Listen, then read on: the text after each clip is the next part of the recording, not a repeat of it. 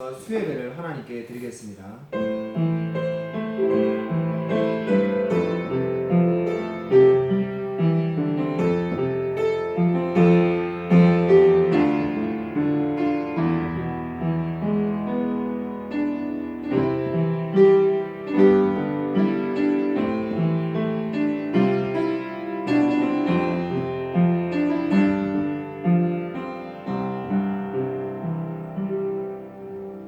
하나님 아버지 감사를 드립니다. 지난 3일 동안에도 하나님께서 함께 해주시고 오늘 우리가 수예배로 드릴 수 있게 해주심을 감사를 드립니다. 특별히 이번 주부터 우리가 온라인으로 순모임을 모이고자 합니다. 하나님 온라인 순모임 가운데도 하나님께서 은혜 베풀어 주셔서 참으로 정말 순모임을 통해서 성도 간의 교제가 있게 해주시고 서로의 기도 제목과 서로의 모든 고민들을 함께 나누는 귀한 시간 될 수 있도록 은혜 부어 주셔서 오늘 소리문답을 통해서도 하나님께서 우리에게 은혜 베풀어 줄 줄 믿사오며 살아계신 예수 그리스도 이름으로 간절히 기도드립니다. 아멘. 영상으로 하나님께 찬양을 드리겠습니다.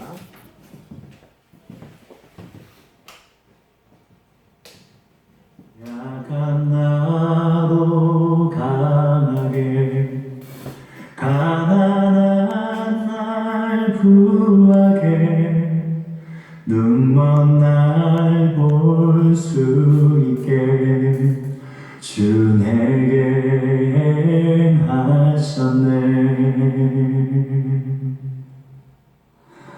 약한 나로 강하게 가난한 날 구하게 눈먼 날 볼 수 있게 주 내게 행하셨네.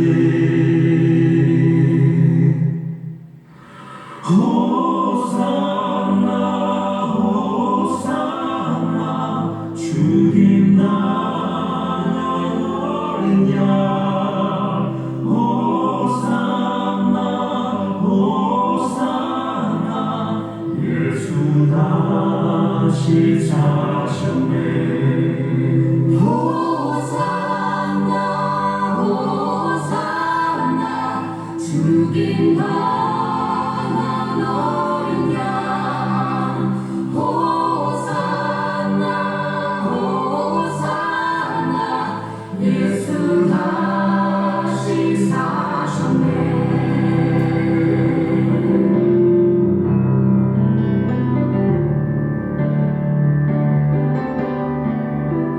깊은 밤에 소중한 나를 일으키신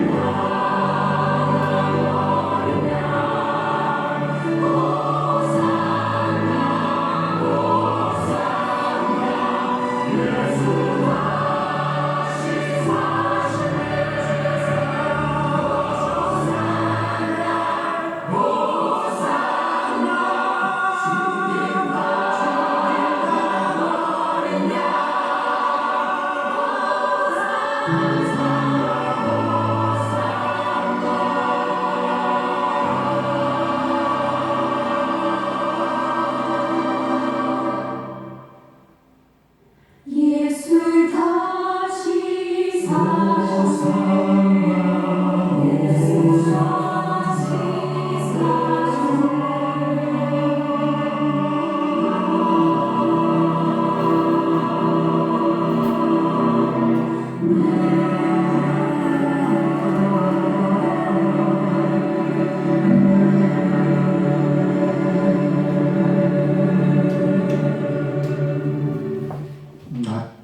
귀한 찬양 감사드립니다.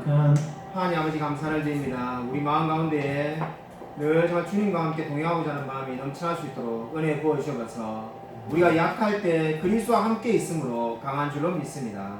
우리가 연약할 때 주님과 함께 동행함으로써 오히려 힘을 받고 승리 안에 살아갈 수 있도록 은혜 부어 주셔서 아멘. 우리 정말로 바울이 고백한 것처럼 아무것도 가지지 않은 자 같지만 모든 것을 가진 자라는 것을 알고 날마다 기뻐하며 감사하며 살아갈 수 있도록 은혜 부어 주셔서 주님께서 이 시간을 주관하여 줄 줄 믿사오며 살아계신 예수 그리스도의 이름으로 간절히 기도드립니다. 아멘.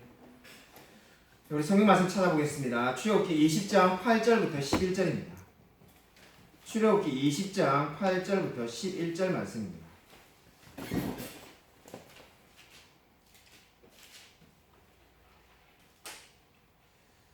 구약 성경 112쪽입니다. 출애굽기 20장 8절부터 11절 말씀을 우리 같이 한 목소리로 읽겠습니다. 다 찾으시죠? 같이 함께 읽겠습니다. 네, 시작. 안식일을 기억하여 거룩하게 지키라. 엿새 동안은 힘써 내 모든 일을 행할 것이나 일곱째 날은 내 하나님 여호와의 안식일인즉 너나 내 아들이나 내 딸이나 내 남종이나 내 여종이나 내 가축이나 내 문 안에 머무는 객이라도 아무 일도 하지 말라. 아멘. 아멘.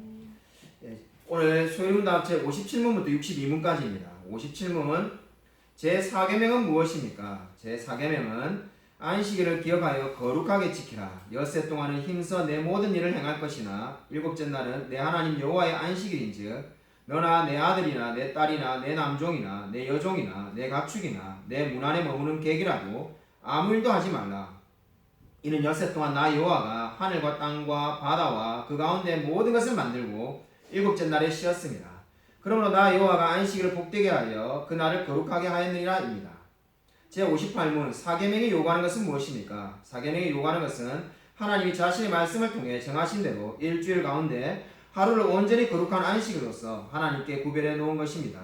제59문 하나님은 일주일 중 어느 날을 안식일로 정하셨습니까? 하나님은 세상의 시작부터 그리스도의 부활까지는 일주일의 일곱째 날을 안식일로 정하셨고 그 후로 세상의 종말까지는 일주일의 첫째 날을 기독교인의 안식일로 정하셨습니다.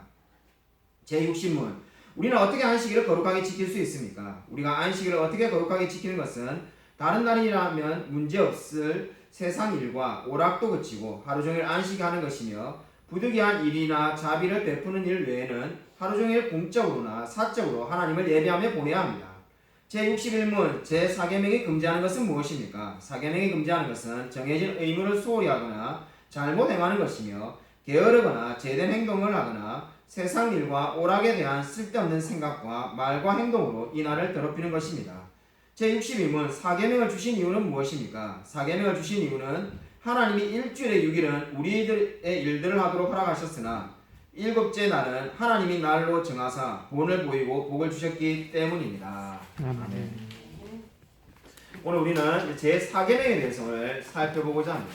10계명의 네 번째 계명인데 아브라함 링컨은 이 주일 성수 문제에 대해서 이렇게 말한 적이 있습니다.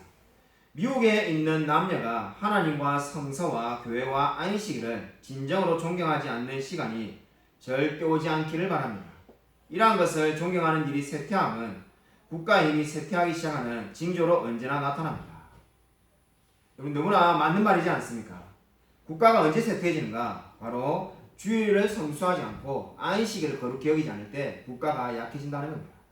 정말로 하나님을 사랑하기 시작할 때 하나님께서 복을 주시기 때문에 국가가 강성해지는 줄로 믿습니다. 아멘. 우리 교리문답은 10가지의 도덕법들을 가르치고 있습니다. 이스라엘에게 주셨던 민법이나 의식법과는 달리 이 십계명은 모든 시대, 모든 백성에게 적용되는 하나님의 뜻입니다. 그러니까 우리가 율법 안에 크게 세 가지를 말할 수가 있는데 민법과 의식법과 도덕법이 있습니다. 우리가 보통 율법을 이렇게 세 가지로 나눕니다. 민법, 의식법, 도덕법. 근데 민법이나 의식법은 어떻습니까? 당연히 그 시대에만 이제 주로 해당이 되는 거죠. 우리가 지금 의식법처럼 제사를 좀 지내는 것도 아니고 문자 그대로. 그 다음에 민법처럼 이스라엘 당시의 문화에서는 그것이 필요하지만 지금 우리는 또 다른 것이 있습니다. 근데 도덕법은 어떻게 하는 겁니까? 그 시대도 유효하고 지금도 유효합니다.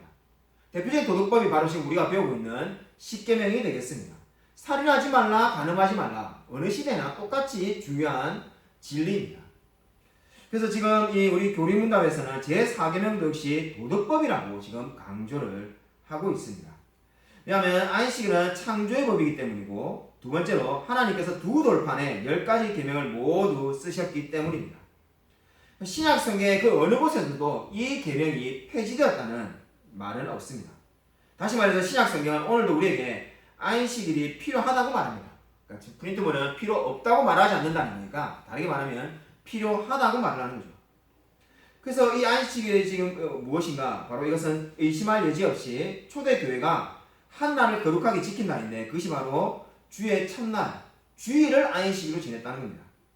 근데 많은 이제 이단인 이 안식교에서는 토요일을 이 안식일로 정하지만은 그렇지가 않고 주일이 안식일이라고 여러분이 이해하시면 되겠습니다.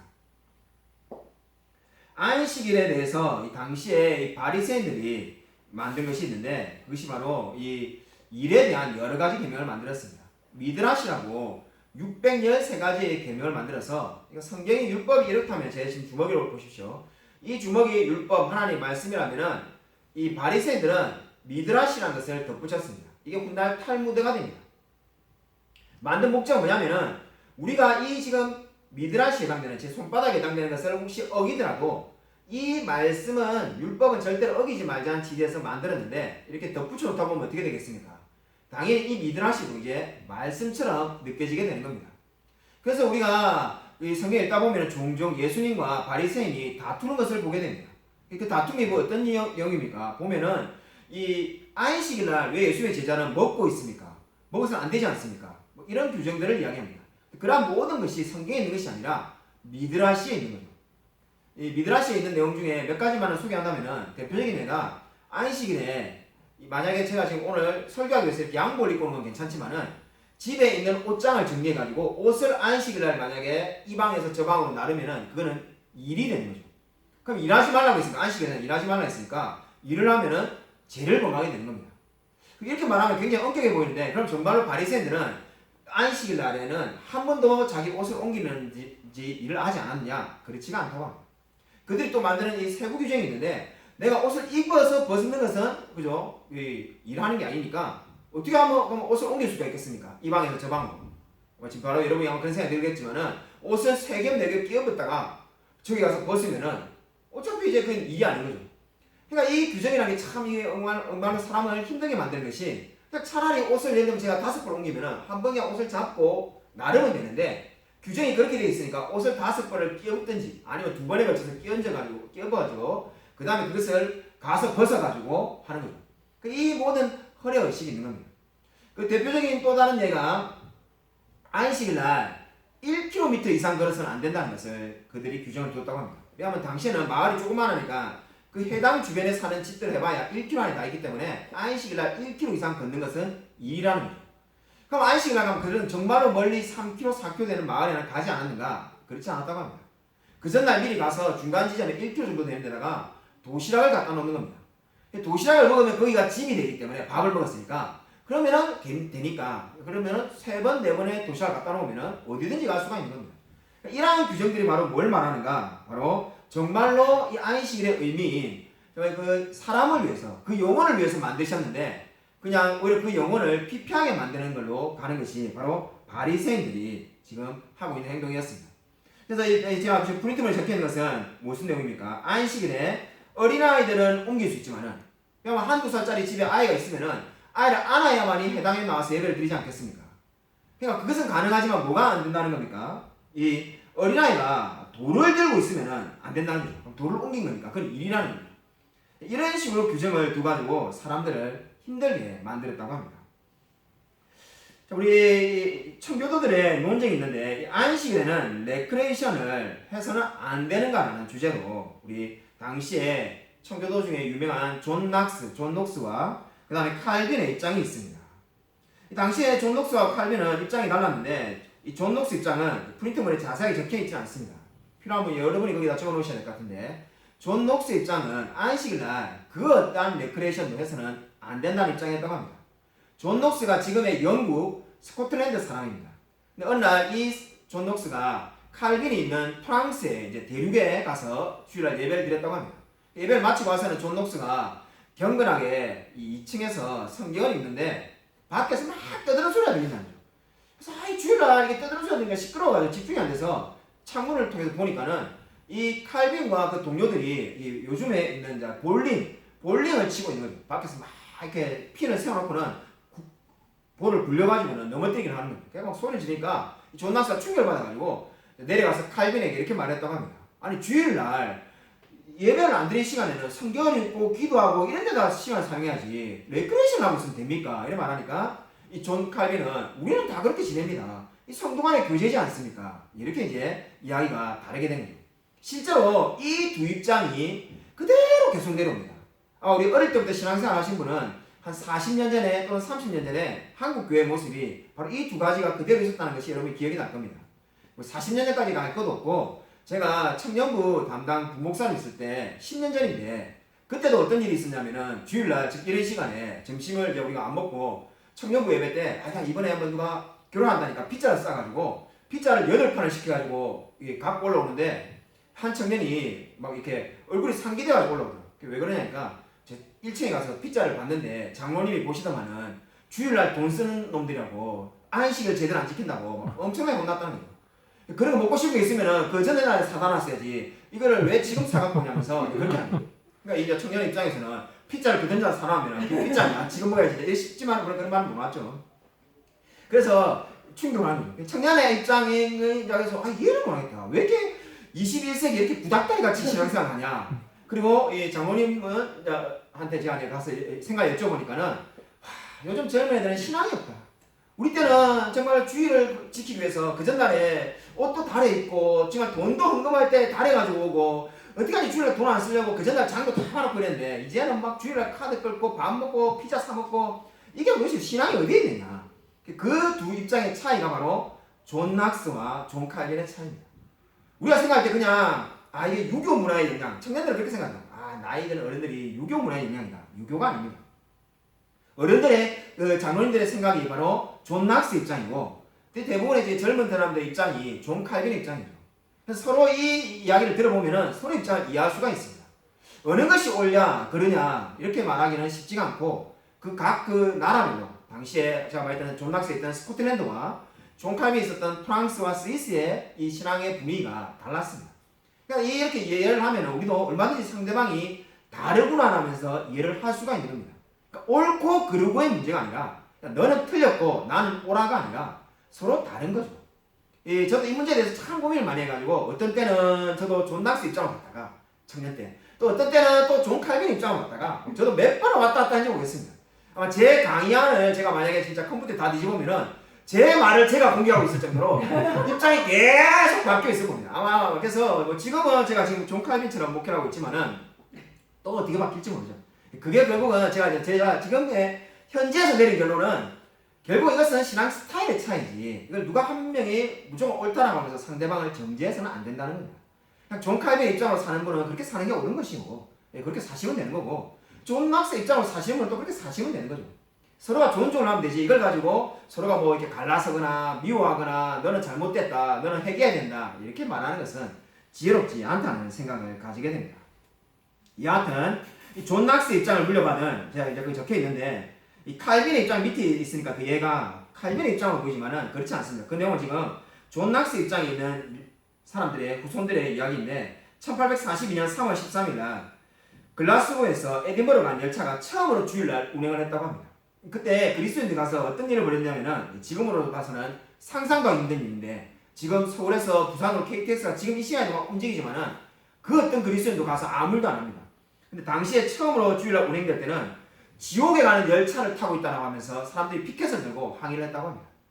주일날에는 그렇게 움직이면 안 되는데 왜 주일날 어디에 놀러를 가거나 움직이냐라고 생각을 한 거죠. 가끔 보면은 이러한 분위기가 부러울 때도 있습니다. 솔직히. 왜냐하면은 우리가 많은 분들이 그런 이야기 하지 않습니까? 서울의 대형교회 근처에 있는 식당들이 물론 요즘 코로나 때문에 입장이 다르겠습니다만은 주일날 장사가 더 잘 된다는 이야기를 종종 들을 때마다 어찌 보면 이게 존 낙스 입장이 더 옳지 않느냐 하는 생각을 가끔 하기도 합니다. 여하튼 그러한 일이 있었습니다. 그래서 이러한 입장에 따라서 살 때 제가 잠시 살았던 아일랜드에 1847년 1월에 이런 일이 있었는데 주일날 되면은 안식일에는 급식소에서 공짜 밥을 제공하지 않았다고 합니다. 일을 안 해야 되거든요. 그래서 무려 이 사람들이 여러 명 죽게 되니까 결국은 이 피터 맥킨지라는 당시에 유명한 사회운동가가 뭐라고 했냐면은 그들이 하나님께 죄를 범할까 싶어서 밥을 주지 않으니까 오히려 사람이 죽게 된다면서 우리 이 존 낙스 입장을 따르는 안식일을 지키는 입장을 비판하기도 했다고 합니다. 어쨌든 다시 말하지만 결론은 존 낙스, 존 칼빈 그 어떠한 입장을 따른다고 해서 옳고 그름의 문제가 아니라 다름의 문제라고 제가 말씀을 드렸습니다. 루트는 그렇게 말을 했습니다. 안식일이 우리 하나님을 경외하고 사랑함으로써 하나님의 말씀과 설교를 멸시하지 않고 그 말씀을 거룩하게 하고 그리고 기쁜 마음으로 경청하고 배워야 한다는 의미를 담고 있다. 한마디로 안식일은 뭐 하는 거냐? 말씀을 사랑하고 그것을 경청하는 시간으로 사용한다는 겁니다. 칼빈은 이렇게 말하기도 했습니다. 인간의 연약함 때문에 안식일이 유익하다. 왜 안식이 있어야 되냐? 인간이 연약하기 때문이라는 거예요. 이 말을 저는 이렇게 이해합니다.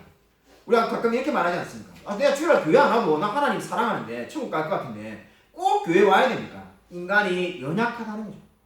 인간이 재성이 있기 때문에 매주마다 나와서 또 심지어 수요예배, 새벽기도 그리고 순모임 끊임없이 말씀을 듣고 교제하지 않으면 이 마음이 제약된 생각으로 가득 차기 쉽다는 겁니다. 칼빈 그러한 관점에서 인간의 연약함 때문에 안식일이 반드시 필요하다고 말하였습니다. 자, 그래서 칼빈의 기독교 강요 2권 8장 28절에는 이렇게 말을 합니다. 초대 교부들은 이 계명, 사계명을 말합니다. 한 날의 외적 준수를 담고 있기 때문에 하나의 예표라고 통상 부르고 그리스도의 오심으로 다른 상징들과 마찬가지로 폐지된 것으로 보았다. 이것은 그들에게 제대로 말한 것이나 문제의 반쪽만을 다룬 것이다. 그럼 우리는 우리의 강의에서 좀 더 깊게 들어가 보면은 내 생각은 세 가지 조건을 생각해야 된다. 그래서 칼빈이 세 가지를 제시합니다. 그 세 가지가 뭡니까? 첫 번째가 일회째 쉬도록 한 것은 하나님이 이스라엘 백성에게 영적 휴식을 준다는 거죠. 정말 탁월한 칼빈의 해석입니다. 일곱째 날에 쉬게 한 것은 영적으로 충전하라고 휴식을 준다는 겁니다. 두 번째는 하나님은 한 날을 정해서 어떻게 했습니까? 신자들이 한 자리에 모여서 하나님의 법을 듣고 예배 의식을 행하고 최소한 한 날을 정함으로써 그 날을 묵상하고 기억하라고 말을 했다는 거죠. 그러니까 모든 날이 우리가 가끔 이 말을 하면 이렇게 말하고 있는데 어차피 모든 날이 하나님 날이 아닙니까? 맞습니다. 모든 날이 하나님 날이죠. 그러나 한 날을 정해가지고 그 날을 더 기념하고 예배하며 찬양해라는 거죠. 그게 아까 좀 전에 말했던 칼빈이 인간의 연약성과 연결되어 있습니다. 자, 세 번째는 종들과 타인의 권위 아래 있는 사람들의 수고에서 벗어나 반드시 숨을 돌릴 수 있도록 하나님이 휴식의 하루를 주기시기로 결정한 거라는 겁니다. 이 말은 무슨 말입니까? 정말 우리가 만약에 사업을 한다면 우리 밑에 있는 사람들에게도 쉼을 줄 수 있는 그리고 영적으로 재충전할 수 있는 날이 바로 안식이다. 그렇게 말을 하고 있습니다. 그래서 칼빈은 어떻게 말합니까? 예수님 안에서 누릴 수 있는 안식의 예표로서의 안식은 폐지되었지만은 여전히 신약의 성도들에게 유효한 교훈을 준다고 믿고 있었습니다. 그래서 이렇게 우리가 결론을 내리면 안식을 정리하면 우리가 이렇게 말할 수가 있습니다. 안식이 뭔가? 예수님이 오시기 전에 유대인들이 율법으로 지켰던 안식일은 그리스도인들에게 적용되지 않는다. 그러므로 그리스도인은 율법적으로 안식일을 지키려고 해서는 안 된다. 그러므로 그리스도인은 기독교 전통에서 주님의 부활을 기념하여 따로 구별하여 지키는 주일에 십계명을 통해서 하나님이 주시고자 안식의 의미를 실현하고자 애써야 한다. 이 마지막 말에 여러분 기억하십시오. 십계명을 통해서 하나님이 주시고자 안식의 의미를 실현하려고 애써야 된다는 거죠. 언제? 바로 주일에. 저와 여러분이 바로 주일날 이렇게 코로나로 심각하고 이러지만은 주일마다 예배를 드리는 이유가 바로 여기에 있습니다. 우리가 수예배를 드리고 순모임을 모이고 모이기를 힘쓰는 이유는 바로 하나님이 그것이 우리에게 주신 말씀의 의미라는 겁니다. 바로 그것이 사계명의 의미가 되겠습니다. 적용으로 진정한 그리스도인은 어떠한 사람일까요? 우리 히브리서 10장 19절부터 25절을 한번 찾아보겠습니다. 히브리서 10장 19절부터 25절입니다. 한번 찾아보시기 바랍니다.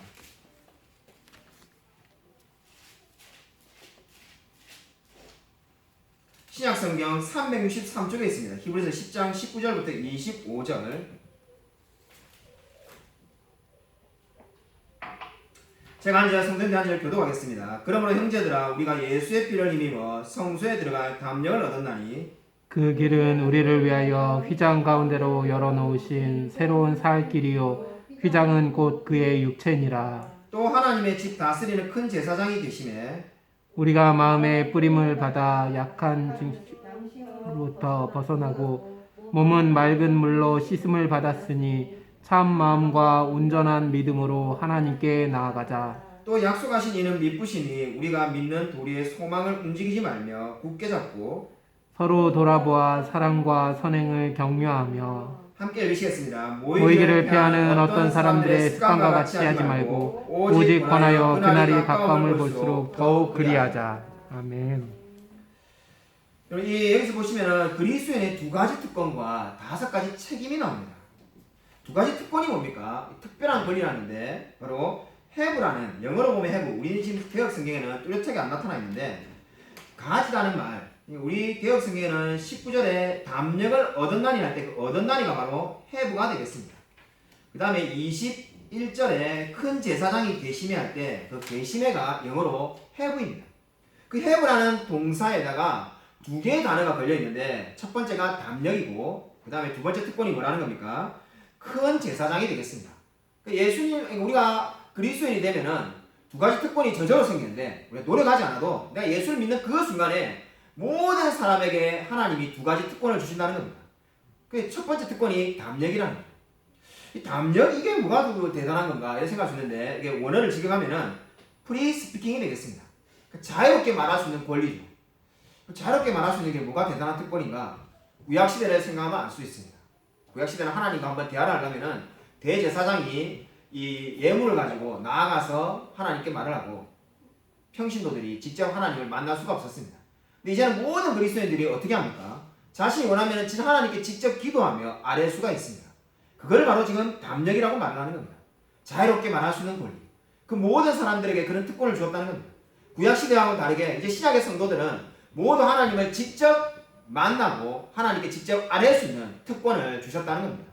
심지어 오늘 내가 지금 예수를 방금 전에 믿었던 사람도 바로 이 특권을 모두가 가지고 있는 줄로 믿으시기 바랍니다. 아멘. 두 번째 특권이 무엇입니까? 큰 제사장, 바로 예수 그리스도를 내 주 안에, 내 안에 모시고 살게 된다는 겁니다. 하나님은 저 멀리 있는 하나님이 아니라 구약시대는 그렇게 됐죠.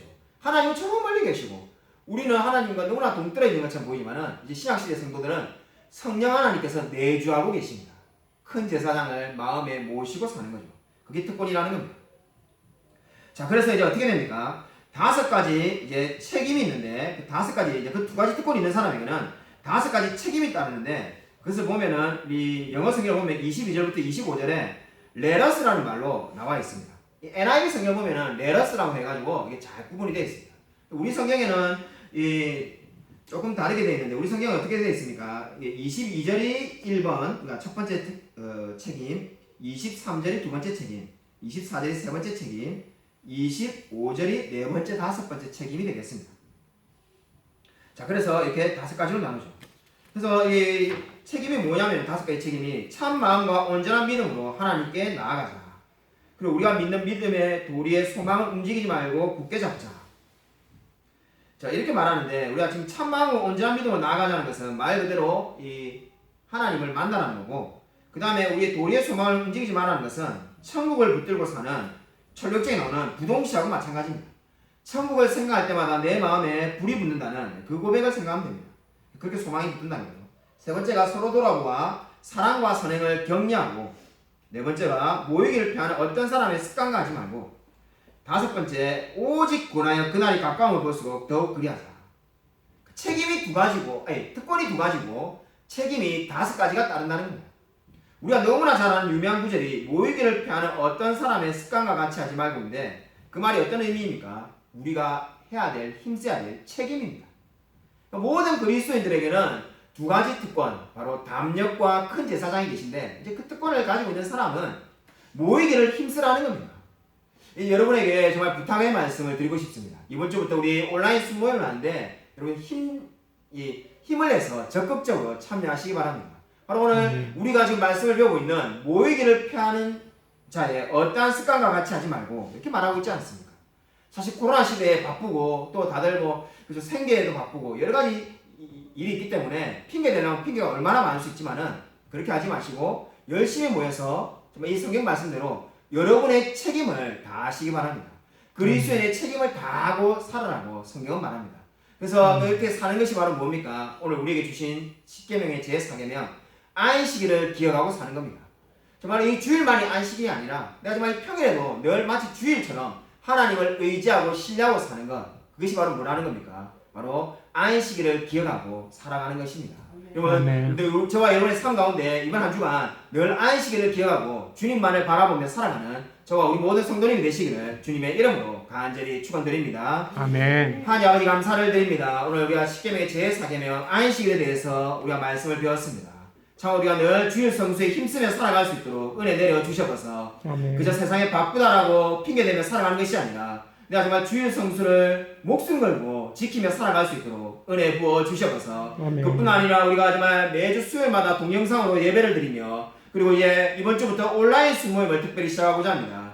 비록 직접 만나서 하지 못하지만은 비대면으로 온라인으로 순모임을 할 때 하나님께서 그 가운데 놀랍게 역사하여 주셔서 그래서 우리 교회 성도님들이 한 분 한 분이 서로가 서로에 대해서 너무나 잘 알아지며 필요를 채워주며 기도하며 나아갈 수 있도록 은혜 부어 주셔서 특별히 하나님께서 순장으로 세우신 이순준 집사님에게도 하나님 은혜 부어주셔서 결코 이 일들로 인해서 지치지 않게 해주시고 우리 하나님께서 세움을 주셔서 담대하게 이 모든 일을 감당할 수 있도록 은혜 부어 주셔서 하나님께서 이 모든 기도 제목 가운데 함께하여 줄 줄 믿사오며 살아계신 예수 그리스도 이름으로 간절히 기도드립니다. 아멘. 이제는 주 예수 그리스도의 은혜와 하나님의 사랑과 성령의 교통하심이 안식일을 기억하여 거룩히 지키라는 이 말씀을 믿고 날마다 주님과 동행하며 삶을 살아가기로 다짐하는 이 자리에 있는 성도들과 동영상 예배드리는 모든 성도들 머리 위에 지금부터 영원토록 함께 있을지어다. 아멘.